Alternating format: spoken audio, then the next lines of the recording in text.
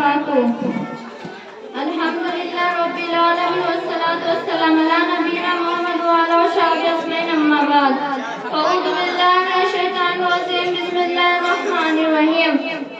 يا أيها الناس اتقوا ربكم إن زلزلة الساعة شيء عظيم يوم ترونها تذهل كل مرضعة عما أرضعت وتضع كل ذات حمل حملها وتضع سكارى ما كنت سكارى ولكن عذاب الله شديد. محترم رئیس مجلس خواتین اسلام، یہ ہمارے اور سب مسلمانوں کا عقیدہ اور یقین ہے کہ ایک دن جو دنیا فنا ہو جائے گی اور یہ زمین و آسمان اور یہ چاند ستارے اور پہاڑ نہیں رہیں گے اور نہ دنیا کی کوئی چیز رہ جائے گی. اس کے بعد پھر اللہ تعالیٰ سب کو دوبارہ پیدا کرے گا اور انہوں نے جو کچھ اچھا کام دنیا میں کیا ہے اس کے بدلے کسی کو جنت میں کسی کو جنت کی دھکتی ہوئی آگ میں ڈال دے گا. اسی کے بارے میں ماشاءاللہ جزاک اللہ. قرآن کا اس دن کے کئی نام آئے جیسے القاریۃ یوم الحق، القاریۃ الحقۃ یوم الحسر، یوم التلاق وغیرہ، لیکن ہم عام طور پر اس دن کو قیامت کے نام سے جانتے ہیں اور اس قیامت کا ہماری ایمان ہے. لیکن اس وقت اس دنیا میں اس دنیا کی چیزیں انسان کو جان کر کی کیا حالت ہوگی اس کا ایک نقطہ اور انشاءاللہ آپ کے سامنے پیش کروں گی. کیونکہ جب بھی کسی کی موت آ جائے اس کی قیامت آ جاتی ہے، لیکن ایسا قیامت وہی ہوگی جس کے آنے کے ساتھ ہم نابود ہو جائیں گے.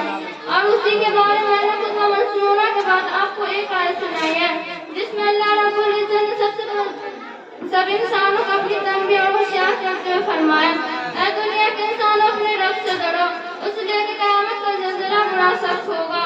اس دن ماں اپنے دودھ پیتے بچے سے بے پرواہ ہو جائے گی اور حاملہ عورت ڈر کے مارے اپنا حمل گرا دے گی اور تم لوگوں کو نشے میں دیکھو گے، حالانکہ وہ نشے میں نہیں ہوں گے لیکن اللہ کا عذاب بڑا سخت ہوگا. اس آیت میں اللہ رب العزت نے سب سے پہلے ہمیں اور آپ کو سارے انسانوں کو اپنی تنبیہ، عبادت اور ہوشیار کرتے ہوئے فرمایا، اے دنیا کے انسان اپنے رب. جزاک اللہ خیر جزا. یہ تھی دھنکشا خاتون بنت محمد زہیر.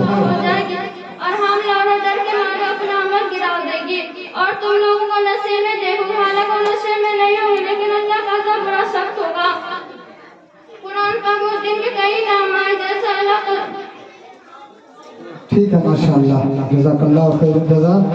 جاؤ دھنکشا خاتون السلام رحمۃ اللہ وبرکاتہ. اور میں مولانا نوشاد صاحب سے گزارش کرتا ہوں کہ موٹو پتلو اگر چائے پی کے فارغ ہو گیا ہے تو 2 لڑکی کے بعد اس کو پیش کرے.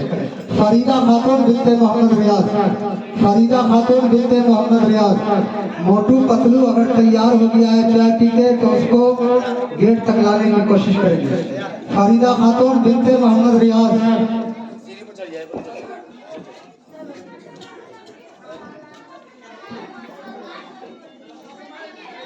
السلام علیکم ورحمۃ اللہ وبرکاتہ. الحمدللہ رب العالمین والصلاة والسلام علی نبینا محمد وعلی صحابہ اجمعین اما بعد. اعوذ باللہ من الشیطان الرجیم. بسم اللہ الرحمن الرحیم. یا ایھا النبی قل لازواجک وبناتک ونساء المؤمنین. محترمہ صدر مجلس اور خواتین اسلام، میں اس وقت آپ کے سامنے اس آیت کی روشنی میں جو ابھی میں نے تلاوت کی ہے کچھ ضروری باتیں رکھوں گی. یہ سورہ احزاب کی آیت ہے جس کا معنی یہ ہے کہ اے نبی محمد صلی اللہ علیہ وسلم آپ اپنی بیوی اور بیٹیوں اور مومن عورتوں سے کہہ دو کہ اپنے اوپر چادر لٹکا لیا کریں جس سے ان کی پہچان ہو جایا کرے گی اور انہیں تکلیف نہیں دی جا سکے گی. اللہ غفور رحیم ہے. یہ آیت مدینے میں اس وقت اتری جب مسلمان مکہ کی کافروں کے ساتھ اونٹ کی لڑائی میں ہار گئے اور اسلام کے دشمنوں نے مسلمانوں کو ستانے کے نئے راستے کھول دیے. اس زمانے میں مدینے کی عورتیں رات میں اپنی ضرورت کے لیے کھیتوں میں جایا کرتی تھی.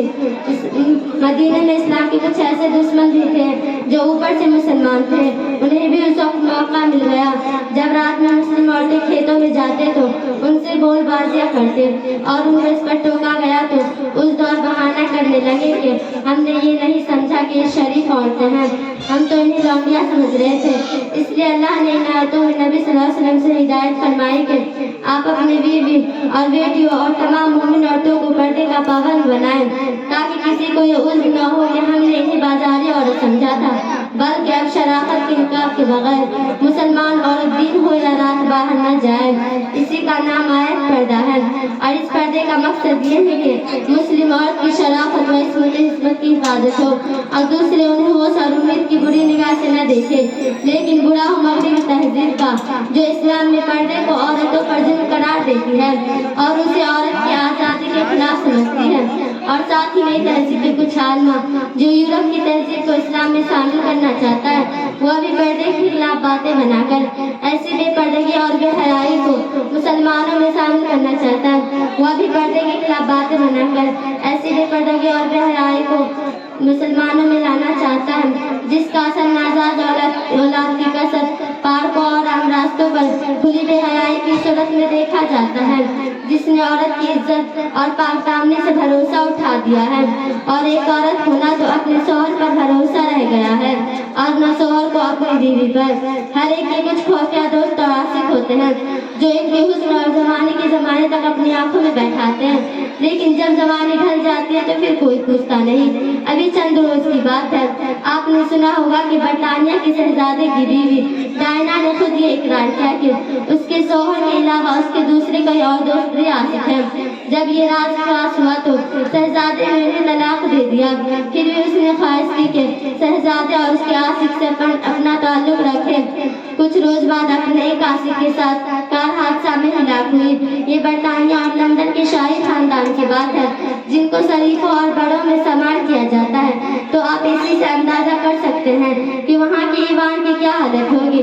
آپ خود سوچئے کہ اگر عورتوں کو پردے سے آزاد کر دیا جائے اور اسے مکانوں سے باہر بازاروں، کارخانوں اور سرکاری محکموں میں کام کرنے کی آزادی دی جائے اور ان سے کوئی اولاد پیدا ہو، تو شوہر کیسے یقین کر سکتا ہے کہ میری ہی اولاد ہے، اور اس کی پرورش اور اس کی محبت کیسے مل سکے گی جو ایک پردہ نصیب عزت دار عورت کی اولاد کو نصیب ہوتی ہے۔ کچھ لوگ یہ بھی دلیل دیتے ہیں کہ اصل پردہ تو دل کا ہوتا ہے، اگر دل صاف ہے تو پردے کی کوئی ضرورت نہیں، اور یہ بھی دیکھا جاتا ہے کہ پردہ نشین اور نقاب پوش عورت بھی اپنا عزت لٹا لیتی ہے، لیکن کیا اگر کوئی پردہ نشین اور لفظ کھا جائے تو اس کی وجہ سے اسلام کے اس پردے کے بھی کو توڑ دیا جائے، اور اگر دل کے پردے کی بات کی جائے تو اس کے ساتھ صورت اور چہرے کا بھی پردہ ہے، تو اس میں کیا برائی ہے؟ میں تو سمجھتی ہوں کہ ایسے دانشور اور مسلم خواتین کے چھوٹے ہمدردوں میں اتنی بھی غیرت نہیں ہے جو ماشاءاللہ، جزاک اللہ خیر الجزا۔